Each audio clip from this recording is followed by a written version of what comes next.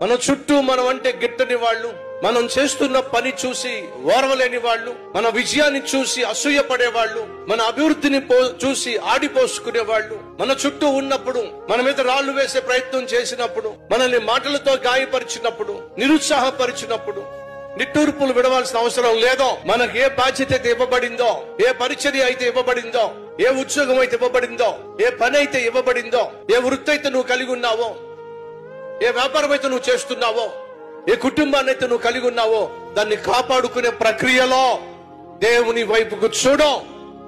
ఆయన నీ పక్షమున ఉన్నాడు అనే వాస్తవాన్ని గ్రహించో.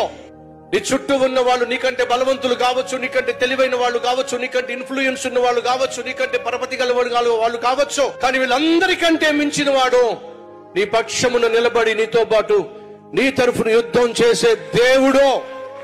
కాబట్టి ఆయన వైపుకు చూడు.